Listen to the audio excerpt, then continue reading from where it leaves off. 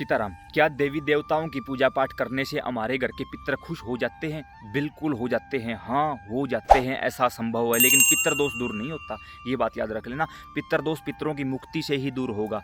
देव दोष देवी देवताओं की प्रसन्नता से दूर होगा। लेकिन जब हम पूजा पाठ करते हैं, देवी देवताओं को मनाते हैं, आसपास तीर्थों पर जाते हैं, पिंडदान तर्पण श्राद्ध इत्यादि करते हैं, उससे पितर प्रसन्न होते हैं, आशीर्वाद देते हैं। विशेषकर पितरों को कहाँ से ऊर्जा मिलती है? अपने कुल देवी कुल देवता से आपके पितरों को एनर्जी मिलती है। भगवान शिव से, भगवान विष्णु से आपके पितरों को एनर्जी मिलती है। क्योंकि श्री नारायण भगवान ने गीता उपदेश में अर्जुन से स्पष्ट तौर पर कहा कि अर्जुन, पितरों में मैं आर्यमा स्वामी हूँ। यानी जो पितरलोक का राजा है वो आर्यमा स्वामी है, डायरेक्ट विष्णु भगवान है। उनकी कृपा से पितरों को एनर्जी मिलती है, मुक्ति मिलती है, शुद्धि मिलती है। और जिन लोगों ने मेहनत करके पूजा पाठ तर्पण पिंडदान श्राद्ध इत्यादि सब कुछ करवा के अपने पितरों को मुक्त कर दिया है, उसके बाद भी वो पितरों की पूजा कर रहे हैं। क्यों कर रहे हैं? क्योंकि उनके घर में अब डायरेक्ट विष्णु भगवान के रूप में आर्यमा स्वामी ही उनके घर पर आ रहे हैं और उनके घरों का भोजन स्वीकार कर रहे हैं। उसके साथ साथ खुद मैंने भी देखा है और मैंने बहुत सारे ऐसे लोगों को देखा जिनके ऊपर पितरों की सवारी आती है। उनके पितर भी उनको बार बार यही बोलते हैं, भाई हमारा स्नान करवाओ, भाई हमें उस मंदिर में लेकर चलो। और विशेषकर मैं भी आप लोगों को से बार बार ये बात बोलता हूँ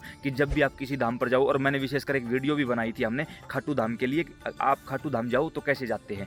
अब जैसे मान लो जिन लोगों का कोई भी कहीं भी स्थान है, जैसे कोई खाटू जाता है, सालासर धाम जाता है, मेहंदीपुर जाता है, वहाँ पर अपने घर से अपने पितरों को लेके जाया करो। जैसे घर से चलने से पहले, हे पितर महाराज, इस समय वहाँ जाने की इच्छा है, आप कृपा करके हमारी कुल देवी कुल देवता गुरु इष्ट और पितर पांचों शक्तियाँ जागृत हो जाइए, हमें अपनी गोद में उस धाम पर लेकर चलिए। आप नहीं जा रहे हो, आप कहीं ना कहीं उनकी गोद में बैठकर जा रहे हो।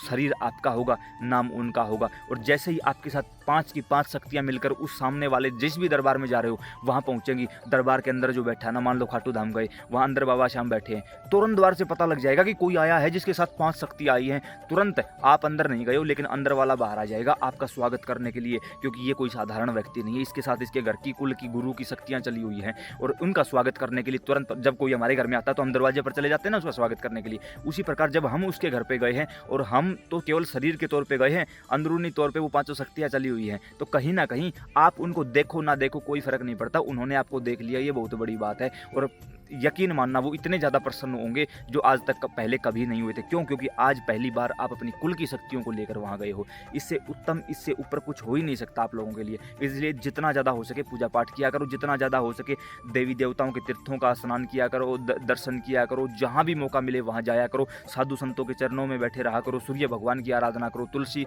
माता की आराधना करो, पवित्र शिवलिंग के सानिध्य में जलाभिषेक किया करो। इससे पितरों को कई गुना एनर्जी प्राप्त होती है। जैसे ही पितर मजबूत होंगे, आपके घर का पितर दोष समाप्त हो जाएगा। दाएं बाएं की जो नेगेटिव एंटिटी है वो दूर कर देंगे पितर खुद ही। जितना ज़्यादा हो सके ये काम किया करो। विशेषकर हवन ज़्यादा किया करो। हवन करने से सबसे ज़्यादा एनर्जी प्रोड्यूस होती है और वो हमारी और हमारे पितरों की दोनों की रक्षा करती है। काफ़ी लोगों ने ये भी कहा कि भाई अन्य वीडियो देखनी है तो एंड स्क्रीन के रूप में सारी वीडियो लगा रखी है। नीचे डिस्क्रिप्शन बॉक्स में व्हाट्सएप ग्रुप का लिंक है और आपका अपना यूट्यूब चैनल है, प्यार बनाए रखिएगा। सीताराम।